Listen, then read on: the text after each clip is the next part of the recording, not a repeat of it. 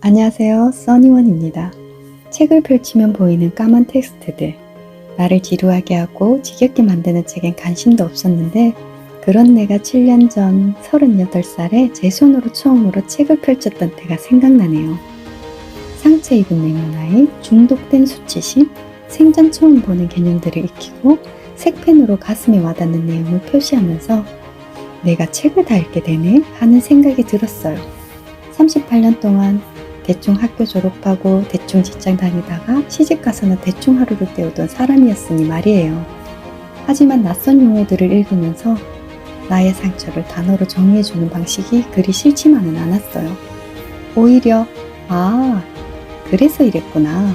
몰랐던 나에 대해 깨닫게 되는 순간은 뿌듯하고 희망찼어요. 어찌됐든 심리학책이란 성실하게 읽고 실천한 사람에겐 마음의 안녕을 공평하게 나눠준다는 것을 깨달았어요. 마음의 안녕을 찾기까지 걸린 시간은 약 6개월 정도이었고 상처받은 내면 아이를 치유하는 데 필요한 책은 고작 심리학 도서 5권, 자기계발 도서 3권이었어요. 그런데 대충 살던 사람이 갑자기 웬 심리학 도서 얘기냐고요? 나 역시 내가 심리학 도서를 읽고 나에 대해 탐구하게 될지 몰랐어요. 단지 바뀌지 않는 현실은 어쩔 수 없고 환경이 바뀌지 않아도 괜찮은 나가 되고 싶은 마음이 그 시작이었달까? 처음엔 그저 피폐함에서 벗어나고 싶은 바람이 컸어요. 아주 가까운 사람에게 경멸과 비난, 학대를 매일 받으면서 눈엔 초점이 없어지고 자존감은 바닥을 쳤어요. 숨겨졌던 과거의 상처와 현재의 아픔이 뒤엉켜 상처를 따라 마음속이 쉴 새 없이 요동치게 했고 마음의 요동은 정신을 침에 말기에 한 자 마냥 사람의 말이 삐 처리가 되며 기도 몰게 했죠. 정신은 한껏 웅크리고 넋을 놓고 있는 희귀꼬물이 같았죠. 그러나 실제로 내 몸은 심리학 도서를 읽고 실천한다고 책상 앞 의자에 앉아있고 현실의 몸은 아무 일도 일어나고 있지 않았어요. 그저 평범한 일상을 보내고 있었죠. 그리고 12시가 되면 점심을 먹고 꼭 하는 게 있었어요. 밖으로 나가 무조건 20분을 걸었어요. 단 반드시 해가 드는 양지에서 걸었어요. 그리고 나는 못났다는 생각을 하고 있구나. 생각을 하고 있다. 같은 말을 걷는 내내 끊임없이 혼자말로 반복했어요. 그러고 나면 나를 괴롭히게 한 허구 속 문장들이 저만치 멀어졌어요. 기억이 가물하긴 한데 나는 못났다는 생각을 더 이상 하지 않았던 때가 혼잣말을 중얼거리기 시작한 지 한 2주쯤 지났을 때였던 것 같아요. 두뇌에게 사실이 아니라 생각일 뿐이라는 것을 저는 그렇게 나에게 가르쳤습니다. 산책을 하면서도 가르쳤지만 거실에서도 3시간이고 4시간이고 맴돌며 틈만 나면 가르쳤어요. 나는 생각을 하고 있다고. 그러니까 내가 심리학 도서에 관심을 갖게 된 이유는 나를 좀 더 올바르게 사랑하기 위해서였어요.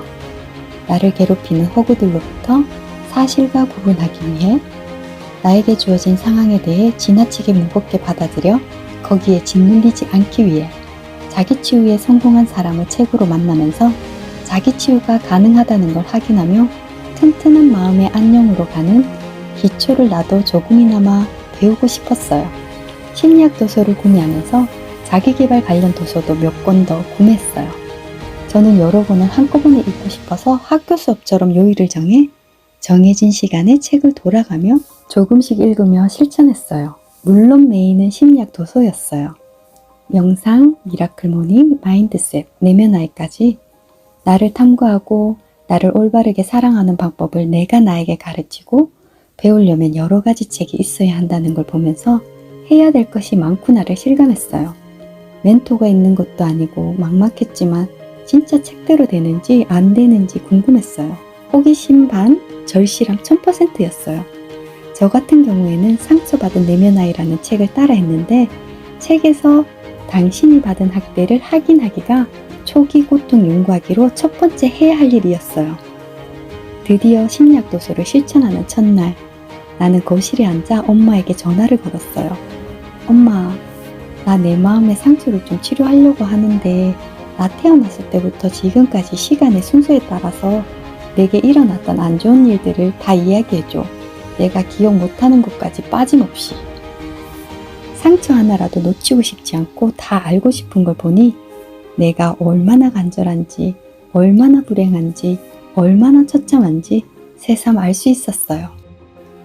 슬픔은 바로 치유 감정이다. 슬퍼하는 걸 허락받는다면 당신은 자연스럽게 치유될 것이다. 애도 작업으로 초기 고통 치유 첫 번째 솔루션이었어요. 내 안에 봉인된 미해결된 슬픔과 마주한다는 건 그리 넉넉한 일이 아니었어요. 솔루션을 하면서 처절하게 울부짖고 통곡을 했어요. 1시간이고 2시간이고 울었어요. 내가 불쌍하고 서럽고 화가 나서 나에게 미안해서 한없이 울었어요. 그렇게 울다가는 지쳐 쓰러질 정도로 비명을 질러대며 매일같이 시도 때도 없이 울었어요. 이러다 정신이 미쳐버리는 건 아니야?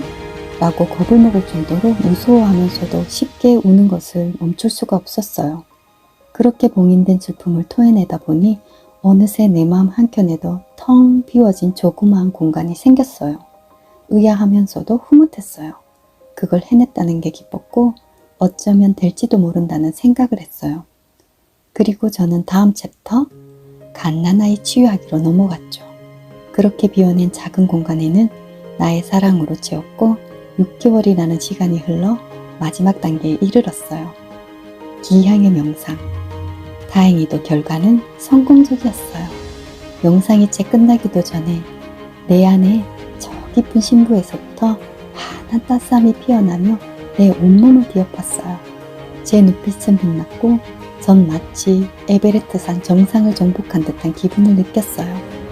그때의 충만함은 내 안에 깊은 심부에 있다는 걸 말하지 않아도 전 아직도 느낄 수 있어요. 제가 한 일 중에 최고로 잘한 일이었어요. 중고등학교 때 선행상 받았을 때보다 더 좋았어요. 그렇게 엄마에게 건 전화 한 통으로 판도라의 상자를 여는 것을 시작으로 약 6개월 만에 마음의 안녕을 찾을 수 있었죠. 심리학책 속의 주인공처럼 말이에요. 그렇다고 해서 우울해지지 않는다고 장담하진 않아요. 마음은 언제라도 힘든 날이 오기 마련이니까요. 그럼 전 또 흔들려요.